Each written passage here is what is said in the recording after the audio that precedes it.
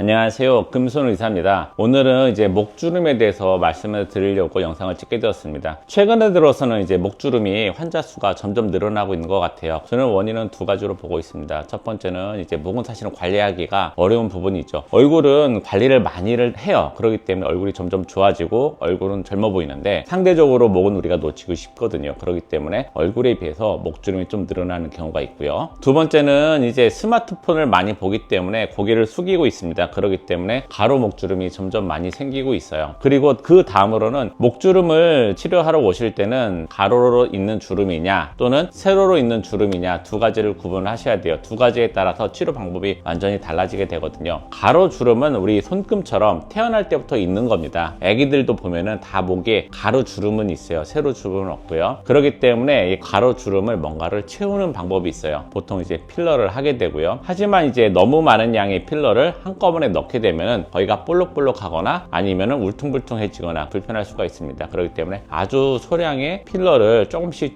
넣게 되고 보통 한 3차례 정도 하시게 되면 좀 더 부드러운 윤곽을 가질 수가 있을 거예요. 그리고 그 다음으로는 가로주름이 심해지는 경우에는 탄력이 떨어지거나 아니면 살이 쪄가지고 그 부분이 더 심해지는 경우가 있습니다. 나이가 들어서 심해지는 경우에는 탄력이 떨어지기 때문에 이 선은 그대로 있는데 위에서 처지고 아래에서 처지게 되면은 우리 미쉐린 타이어처럼 이렇게 볼록볼록한 느낌이 나거든요. 이런 경우에는 이제 탄력을 올려주는 시술을 하게 되죠. 보통 이제 레이저를 많이 생각을 하게 되는데 제 개인적인 생각으로는 고주파라든가 초음파 계통, 이제 울세라나 써마지 같은 레이저 같은 경우는 탄력이 떨어진 목주름에는 효과가 좀 떨어지는 것 같아요. 그렇기 때문에 먼저 스킨 부스터 계열로 재생을 좀 해놓은 다음에 마지막에 부족한 부분을 다린다는 개념으로 고주파 정도를 쓰시면 좋을 것 같습니다. 그 다음에 살이 쪄가지고 이제 주름은 안 쪘는데 주름 위아래가 살이 쪘기 때문에 주름이 더 심해지는 경우에는 사실은 안타깝게도 살을 빼는 수밖에 없습니다. 이런 경우에는 뭐 필러를 채운다거나 탄력을 준다라고 해가지고 목주름이 좋아지진 않고요. 근본적으로 살을 좀 빼시는 게 좋을 것 같아요. 그 다음으로 이제 목주름이 이제 세로로 나 있는 경우가 있는데 우선 첫 번째 테스트 해봐야 될 것이 뭐냐면요. 이렇게 고개를 들고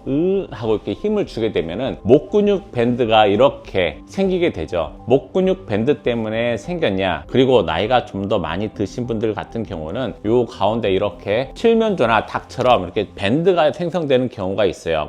하고 봤을 때 그 근육이 그 밴드를 따라서 같이 주름이 형성됐다라고 하시는 경우에는 보톡스를 살짝 놓게 되면 그 밴드가 풀어지게 되고요. 사실은 보톡스는 아시다시피 3개월에서 5개월, 6개월 정도 가기 때문에 또 보톡스를 맞아 주셔야 되고, 근본적으로는 이런 분들도 피부의 탄력 그리고 근육이 처지기 때문에 근육 강화 운동이라든가 피부를 탄력을 주는 시술들이 필요하게 됩니다. 그리고 가만히 있었는데도 이렇게 살짝 고개를 숙였을 때 자글자글하게 세로로 있는 주름들이 있어요. 그런 주름들 같은 경우는 치료를 언제부터 하느냐, 집게손을 이용해서 이중턱 부분을 살짝 잡았다가 딱 풀어보시면 압니다. 젊었을 때 그리고 탄력이 좋을 때는 이렇게 집혔던 부분이 곧바로 쫙 하고 펴지게 되는데, 탄력이 떨어지게 되면은 이렇게 집었던 부분을 넣게 되면은 서서히 풀리게 돼요. 그런 경우에는 탄력이 굉장히 많이 떨어져 있는 경우이기 때문에 재생치료, 그 다음에 피부를 활성화하는 탄력을 주는 치료들을 하게 됩니다. 여러 가지 치료를 해봤는데 스킨 부스터 계열에서 리쥬란 같은 경우도 효과가 좀 있는 것 같고요. 하지만 이제 리쥬란 같은 경우는 용량 의존적이거든요. 좀 양을 좀 많이 넣으셔야 효과를 좀 볼 수 있는 경우가 있습니다. 그리고 그 다음으로는 최근에는 이제 혈액에서 이제 줄기세포 계열 또는 엑소점 같은 걸 추출해가지고 다시 재생을 위해서 얼굴이나 목에 넣어주는 경우가 있어요. 최근에는 이것이 가장 효과가 좋은 것 같습니다. 그리고 나서 피부가 다시 탄력이 좋아졌다, 단주름이 서서히 없어지기 시작을 했다 했을 때 고주파 계열로 치료를 마무리를 하는 것이 가장 좋은 방법인 것 같습니다. 그리고 이제 집에서도 이런 노화 때문에 생기는 것을 방어하는 방법들은 많이 있는데요. 첫 번째가 자세 교정이고요. 목을 한 번씩 이렇게 펴주는 것이 좋을 것 같고요. 그 다음에 너무 아래쪽을 보지 않는, 스마트폰을 약간 높이 본다든가 컴퓨터를 좀 약간 위쪽으로 놓고 보는 방법이 있고요. 두 번째는 이제 피부에 우리가 팩 많이 하지 않습니까? 팩 같은 걸 할 때 꼭 남은 것들 같은 경우는 목에다 발라주는 것만 하더라도 관리를 안 하셨던 분들 같은 경우는 어느 정도 노화를 늦추는데 훨씬 도움이 될 수가 있습니다. 그리고 야외 활동을 할 때는 선블럭 등을 챙겨가지고 목까지 좀 꼼꼼히 발라주는 것들이 필요할 것 같습니다. 우선 오늘 내용은 목주름의 원인, 그리고 가로냐 세로냐 또 어떤 원인에 의해서 치료를 하느냐에 대해서 설명을 드렸고요. 이게 사실은 목은 여러 가지 복합적인 요인들이 많이 있기 때문에 하나의 원인을 딱 집어가지고 말씀드리기는 어려울 때도 있어요. 그렇기 때문에 본인이 한번 체크를 한번 해보시고 좀 어렵다 싶으면 꼭 진료를 받는 것이 좋을 것 같습니다. 그 원인에 따라서 어떤 것이 우선순위가 될 수 있는지가 다르거든요. 오늘은 이렇게 이렇게 목주름에 대해서 정리를 해봤고요. 다음에 또 다른 내용으로 다시 정리해 드리도록 하겠습니다.